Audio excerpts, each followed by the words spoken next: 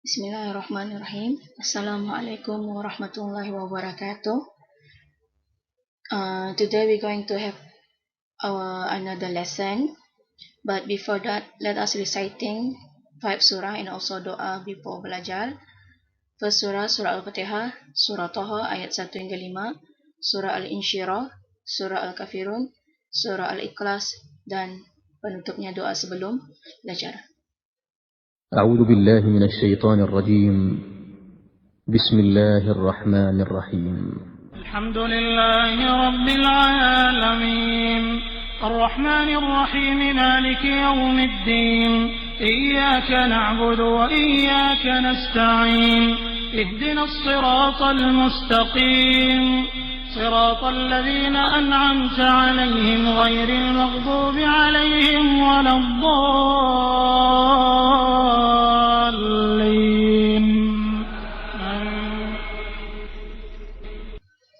بسم الله الرحمن الرحيم طه ما أنزلنا عليك القرآن لتشقى إلا تذكرة لمن يخشى تنزيلا ممن خلق الأرض والسماوات العلى الرحمن على العرش استوى.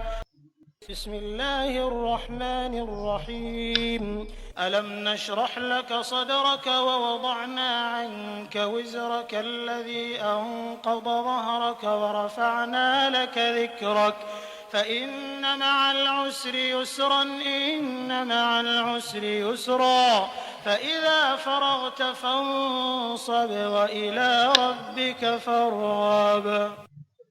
بسم الله الرحمن الرحيم قل يا أيها الكافرون لا أعبد ما تعبدون ولا أنتم عابدون ما أعبد ولا أنا عابد ما عبدتم ولا أنتم عابدون ما أعبد لكم دينكم ولي دين. بسم الله الرحمن الرحيم قل هو الله أحد الله الصمد لم يلد ولم يولد ولم يكن له كفوا أحد. Doa sebelum belajar. Bismillahirrahmanirrahim.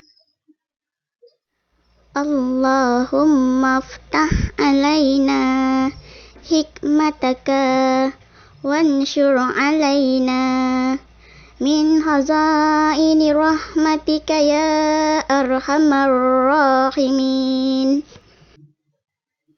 Ya Allah, bukakanlah ke atas kami hikmat-hikmat-Mu dan limpahilah ke atas kami khazanah rahmat-Mu, wahai yang maha pemurah lagi maha penyayang.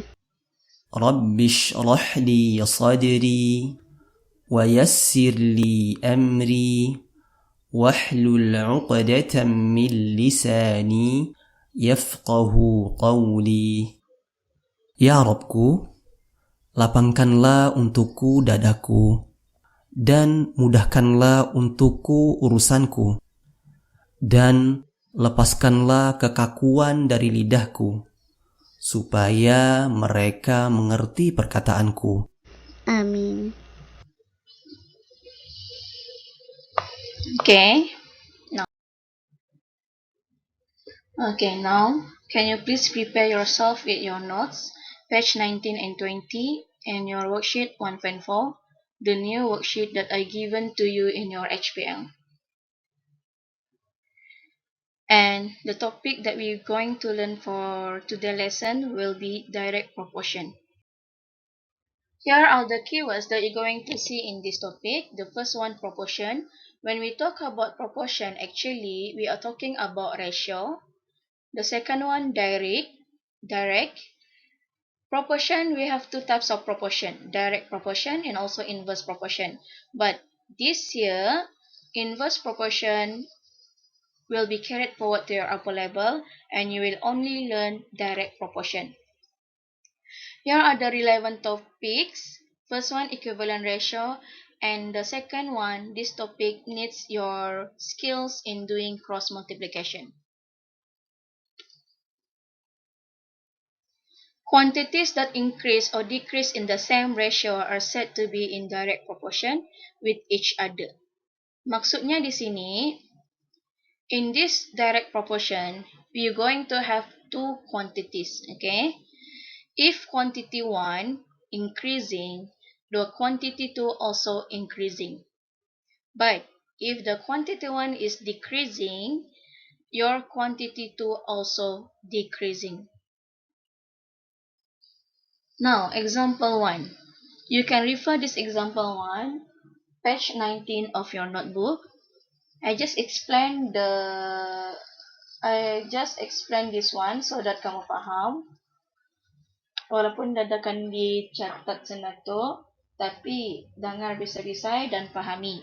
You need all of this knowledge to do any different types of questions in exam. Okay? Now, during break time, a student wishes to buy some sandwiches. The table below shows the amount of money he needs to spend depending on the number of sandwiches that he buys. Okay, kalau tadi lihat di sini, we have two quantities sudah sini. Satu, amount of money, and number of sandwiches. These two quantities that you're going to compare. Atau maksud ayat. Okay, now, when we build up a table, quantity 1 will be our number of sandwiches, and quantity 2 will be your total cost. Total cost maknanya amount of money that he going to spend. Now, let's say the number for one sandwich, the cost for one sandwich will be 50 cent. Kalaunya 2 sandwiches, macam mana? It should be what? It should be 2 times with 50 cent, correct? So, you will get $1.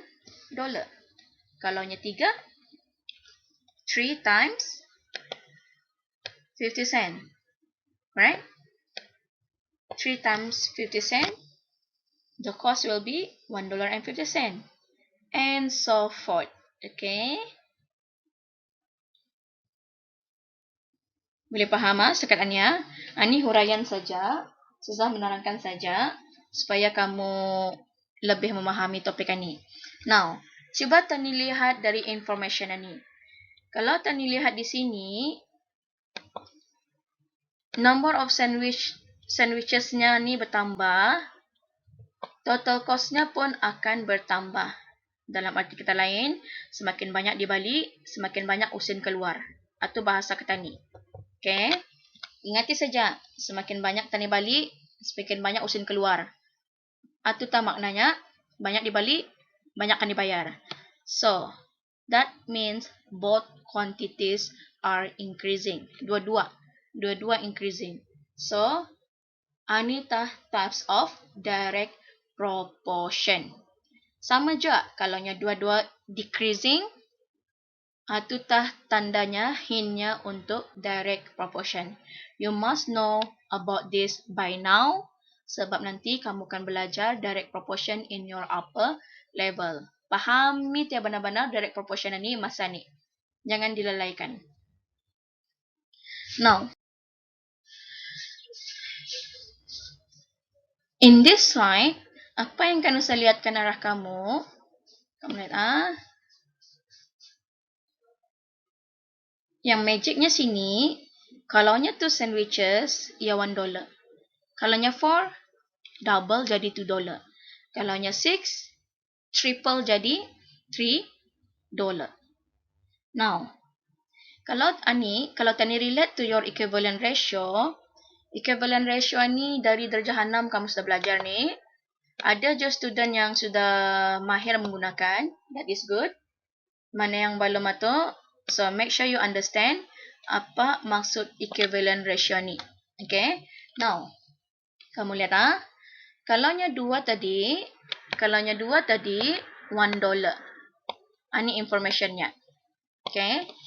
So, how are we going to relate with your equivalent ratio? Ni nah. Kalau di sini kita dikali dengan 2, ia akan jadi 4 kan? So, di sini pun kita akan kali 2, ia jadi 2. See? Now, again. Ini kalau kita kali 3 di sini, it become 6. And sini pun kita kali 3, it will become 3. Itutah kegunaan equivalent ratio in this proportion. Okay, specifically direct proportion. Okay, example 2. Dengar bisa-bisanya, walaupun anda akan disalin. Jangan dilalaikan. Mesti kamu fahami ni. Jawapan sudah sedia dalam page 19 itu. Tinggal kamu faham, baru kamu dapat buat. Okay? Now, example 2. 3 packets of sweets cost $12. How much will 10 packets cost? Ini punya soalan ni simple sikit. Sebabnya ia in the lengthy, dia berbelit-belit. Jadi, kamu boleh catch terus mana yang punya quantity 1 and mana yang punya quantity 2. Your quantity 1 will be your packets of sweets and your quantity 2 will be your cost. Okay? Then, di sini, I provide you 2 solution. Solution 1, unitary method, and solution 2, direct proportion method. Kamu jangan takut ni dengan perkataan unitary ni. Sudah jauh sampai sanarah kamu kan. Maths ni bunyinya saja membagi watir. Tapi nya kalau tani faham, sebenarnya as simple as that. Okay? Cuma tu. Ini unitary. Kalau dalam minda kamu, apa unitary ni? Unitary method ni maksudnya kamu, you find out dulu for one value. Okay? Contohnya macam sandwiches tadi tu. Once you find the value for one sandwich, tadi 50 cent kan? Jadi, itu tak maksudnya unitary method itu. Dicari dulu value for one. Okay? After you find out the value for one, jadi boleh tak kamu jawab? Kena tanya 3 kah? Kena tanya 6 kah? Tadi kan tahu. Ya, 6 kali 50 sen, you will get $3 tadi kan? Jadi, back to this question. Cuba Tani lihat di sini dulu.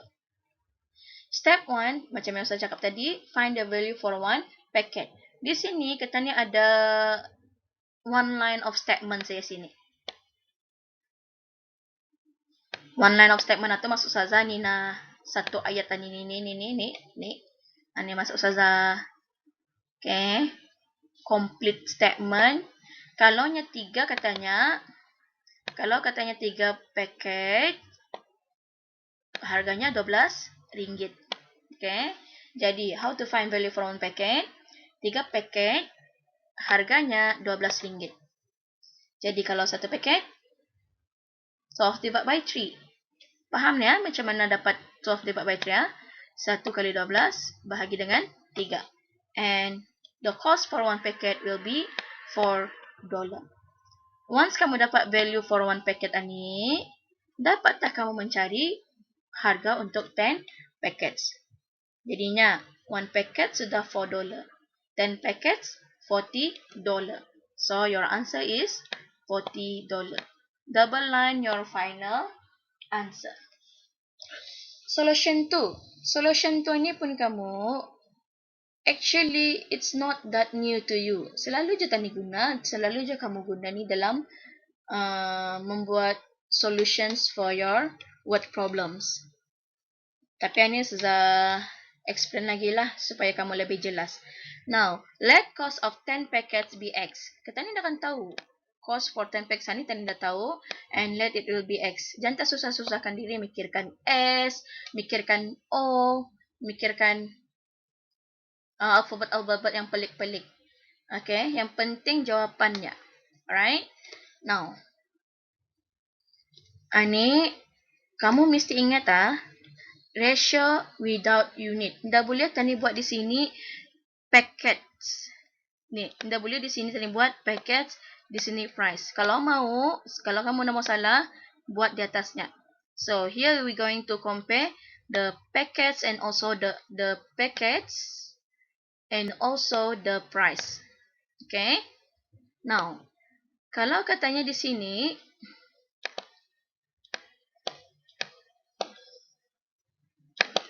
kalau dikatakannya di sini 10 packet, tadi dah tahu, so it remain X. Kalau 3 packet, the cost is 12. Dah pulang masalah kalau kamu kan simpan 3 and 12 ani ada top di sini, 10 dan X ani di bawah, tidak ada masalah. Yang pentingnya lurus dia punya position. Okay? Then, 10 packets, X dollar.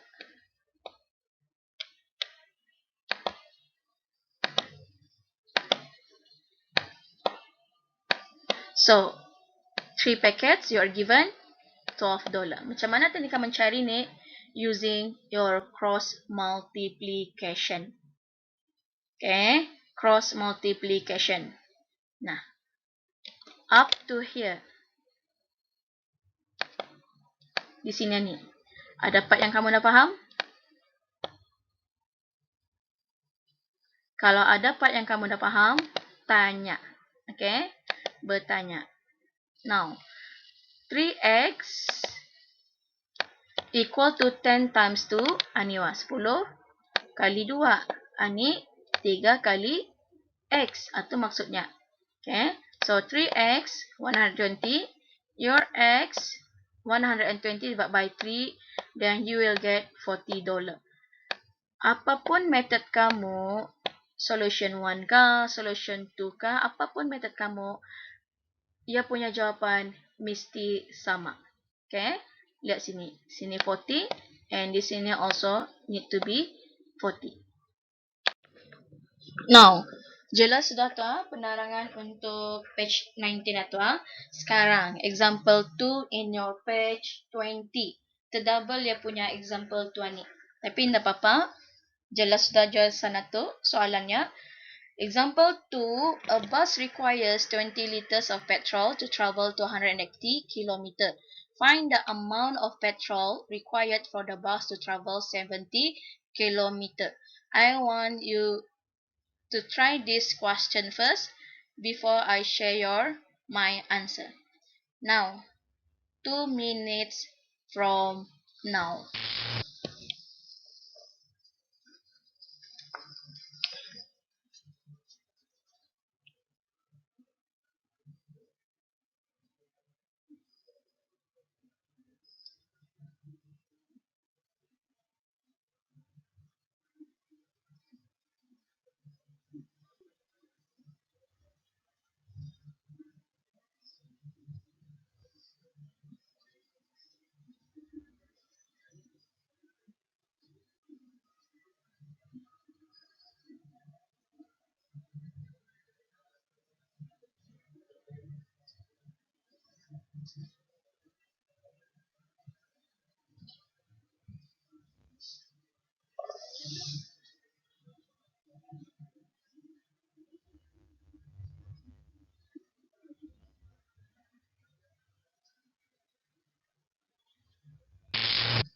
One minute left.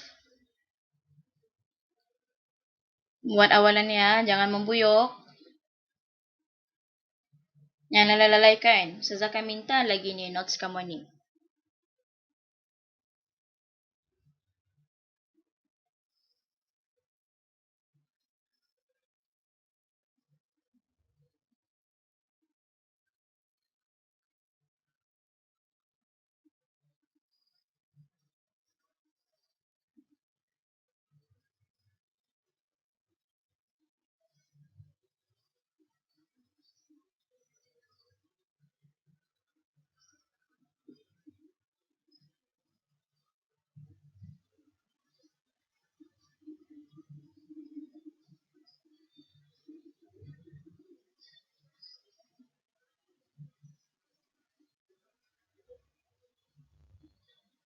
Okay, now. I guess kamu pun sudah siap. Bisa-bisa membuat jawapan itu. Okay.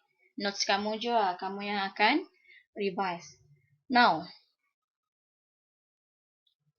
Here I will prepare you 2 answers. Dalam exam, kamu boleh choose any of the solution. But since ni kamu punya notes, I want you to copy down all of this, both of this, okay? Menyalin cuba bisai-bisai, lurus-lurus. Ni ada yang notes Ustazah check tu, Alhamdulillah. Ada yang semua lurus, semua tepat, bisai yang menyalin. Tapi yang menyusahkan hati, ada yang satu page tu semua salah dibuatnya. Okay, tidak usah tahu dari mana yang merefer. Kalau kan dilihat, usulnya ia indah dah melihat video notes yang Ustazah send sebelum ni. Tolong Ustazah berusaha ni untuk kamu belajar. Now, jangan sia-siakan. Faham? Back to this question. Siapa yang membuat solution 1? Ni ia punya first step. Salinnya dua-dua ni sekarang. Saya bisa menyalin. And the cost for 1 liter, not the cost. 1 liter can travel 14 kilometer. So, from here, dari information ni, 1 liter ia boleh travel 14 kilometer. Tapi kalau X liter, tapi kalau 70 kilometer, berapa liter minyak kan ia boleh, bukan ia boleh, berapa liter minyak kan dipakainya, atau maksudnya, okay? Now, kalau Ustazah buat macam ni, 14x equal to 70. Faham kamu? Siapa yang indah faham, please ask. Buat dalam komen itu and tanya. Ustazah explain. Okay? So, x equal to 70 out of 14. So, your x is 5 liters. Maknanya di sini, 70 km tu required 5 liters. Solution 2, direct proportion method. Let the amount of petrol be x, unknown. Kalau tadi lihat di sini, kamu lihat bus required 20 liter, travel 280 km. Logiknya, semakin jauh perjalanan, semakin banyak guna minyak, correct? Logiknya kan? Jadinya, kalau kurang perjalanan, jadi logiknya kurang tajua amount of petrol, correct? Kalau kamu lihat di sini, anita maksudnya tadi explanation awal tu, both increase and both decrease. Kalau ada macam mana ni, both increase and both decrease, anita hint untuk direct proportion. Faham itu And kalau direct proportion, ingati cross multiplication method. Macam tu cara kamu menilai ataupun macam tu cara kamu tahu soalan itu direct proportion or yang another tadi cakapkan itu, yang kan kamu belajar nanti apa level itu. Okay? Di situ ingat baca informationnya. Kalau nya both increase macam ni, both decrease macam ni, jadinya atu hint untuk direct proportion. Kita sambung Nah. So, apapun metodnya, you will reach the same answer, 5 liter. I give you few times untuk mengcopy down all of this supaya kamu dah berabut dan supaya kamu terus yang menyalin awalan ni. Jangan tunda-tunda. Awalan ni salin terus.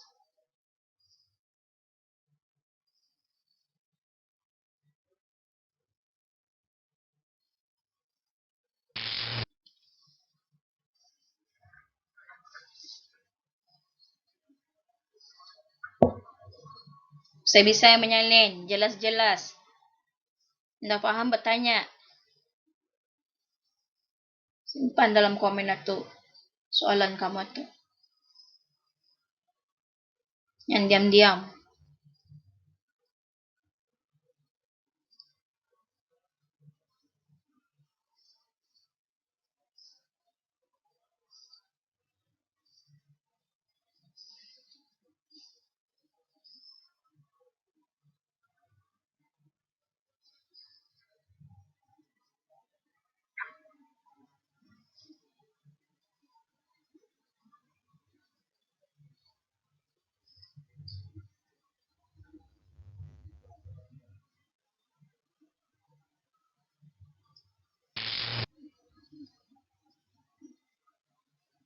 Another 1 minute.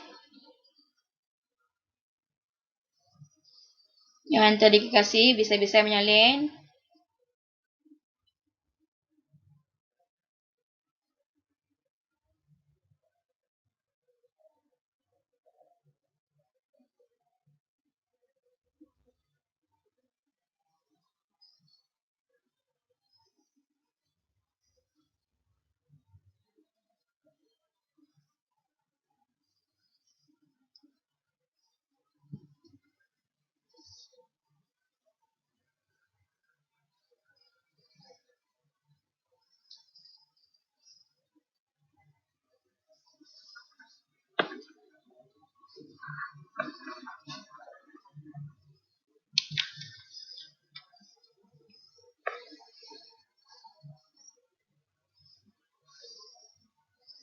Okay, saya teruskan. Now, the next example 3. Sama jua, Ustazah mau kamu cuba dulu. A cyclist travels 7.5 km in 30 minutes. If he travels at a constant speed, find the distance he can travel if he cycles for 2.25 hours. Ani constant speed ani kamu. Ani yang kamu lihat ni. Maknanya speed itu sama sentiasa sampai ia reach ia punya destination. Okay. Contohnya ia punya speed 80 km per hour. Jadinya sepanjang perjalanannya tu it will be 80 km per hour sampai ke ia punya destinasi itu. Kalau contohnya ia berjalan itu dari ia berjalan tu 100 km per hour. Jadi sepanjang perjalanannya tu it's 100 km per hour memanjang. Jadinya itu tah namanya constant speed. Di sini yang perlu kamu hati-hati, lihat ni di sini minutes and di sini hours. Okay. Now, I want to see how you going to tackle with these questions. So, mau kamu cuba 2 minutes from now.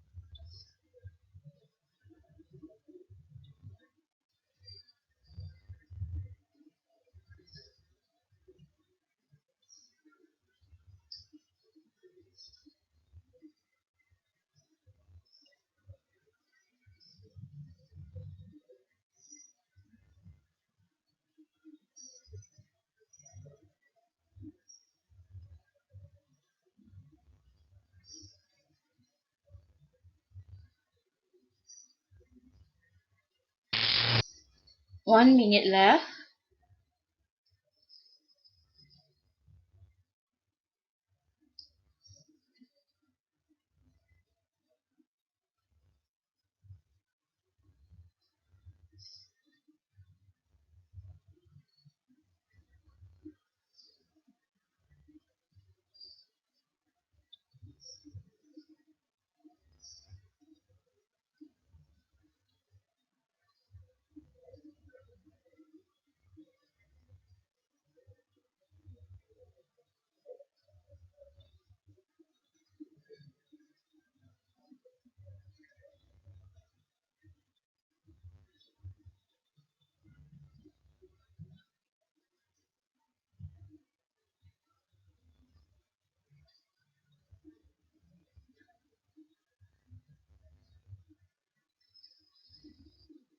Okay. Now, you should complete your answers by now. Let us discuss the answer. Ini Ustazah buatkan solution itu saja. Now, do you get 33.75 km? If you get the answer, that is good. Tapi kalau siapa yang belum dapat, kamu cuba lagi, lihat di mana mistake kamu. And salin ni jawapan yang lurus. Jangan sampai sudah usah mencek jawapan kamu tu luan-luan salah. Notes ni kamu, you need to be careful. Bukan Ustazah nak bagi jawapan di sini ni. Okay? Salin dia dulu.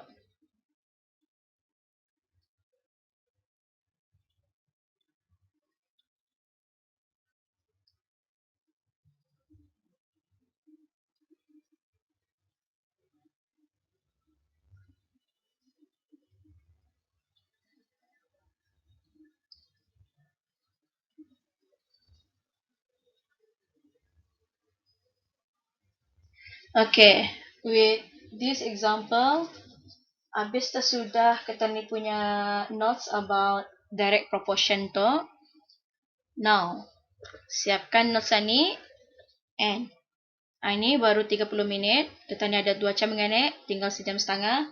Awal ani jua kamu siapkan kamu punya worksheet 1.4 about direct proportion. Siapkan, jangan tangguh-tangguh.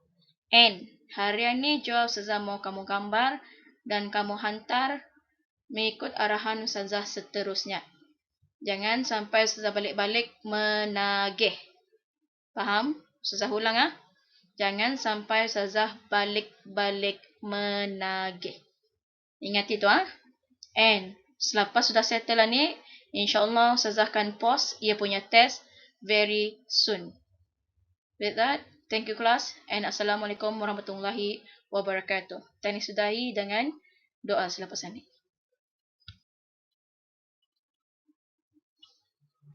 Doa selepas belajar. Bismillahirrahmanirrahim.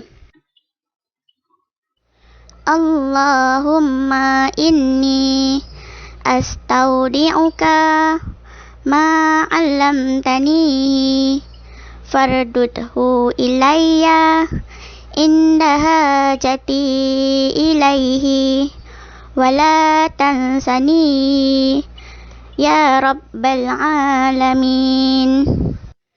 Ya Allah, sesungguhnya aku menitipkan padamu ilmu-ilmu yang telah engkau ajarkan kepadaku dan kembalikanlah kepadaku sewaktu aku memerlukannya kembali.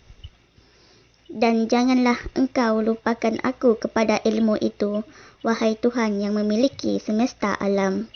Amin. Amin.